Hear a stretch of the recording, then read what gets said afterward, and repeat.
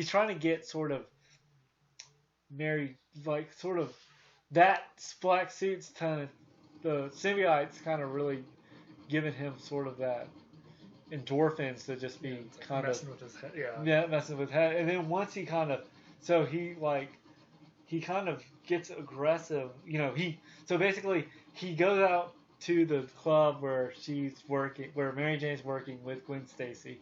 He dances with Gwen Stacy, and then he kind of shows her off, kind of like he's dancing with her, and then and then she realizes that, oh, am I just sort of this plaything for Peter just to be, idolized, just to get back at MJ? Right. And once she finds out that, and he gets sort of aggressive, and with MJ, and he basically pushes her down on the floor, he gets kicked out, and kind of he realizes that the black suit is making him think. They could have made it so much. They could have really worked that a lot better. Right. I don't know if, like, I think there's a guy that does this thing called fanscription, and one of the things he talked about was, what if Venom wasn't in Spider-Man 3 and how that would affect it? Because I think you're right. I think Spider-Man 3 needed at least one villain to focus on, or at least let it breathe enough that each villain got. There's just too many conflicts going on, and just can't give enough time. Like, a conflict between like Peter's relationship with MJ, and then, like his conflicts with all the other villains. It's like too many. And like Sandman was just like, oh, apparently I'm the one that killed your uncle, or it was kind of not like. Right. It was like, it wasn't the guy that, this is the guy we thought killed your uncle. It was this guy, Yeah, yeah. Then it was kind of like, I was doing it for my daughter, blah, blah, blah, blah, blah. But I think Thomas Hayden Church played him really well. No, I agree. But like, and then they were going to do in 2011 Spider-Man 4. Okay, I didn't know that. They were originally going to do Spider-Man 4. And I think they were going to do Ben Kingsley as the Vulture. Okay.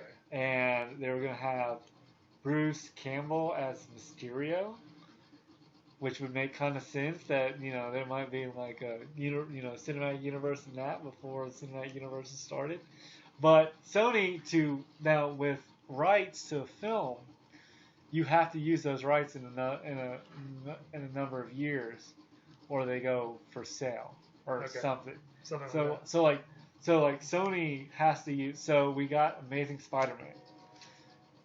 What was your thoughts on Amazing Spider-Man? Because I think he was a better Peter and a better Spider-Man than Andrew. I don't know about better. He was very fun at the time. What were your thoughts? Or did you? I thought he was like a very fun Peter. Like, it was like he had those quips. Yeah, he was very quips. I don't know. I feel like the villains weren't up to snuff. Going 3, I don't know. Compared to William Dafoe and Dr. Ock, it's sort of like. Yeah, I felt two things. I feel like Rafe Fiennes. What is his name? The guy that played the lizard. The lizard. Why not as Connor? Dr. Connor. The guy that played Dr. Connors. He played him decently. I liked how he was sort of like. He had no arm, which I think in the comics he didn't have an arm either. Yeah. But he kind of has, he wasn't that, he was really interesting as a villain. And I liked how he basically was, like, you could tell that, because in this storyline, let's go with the storyline.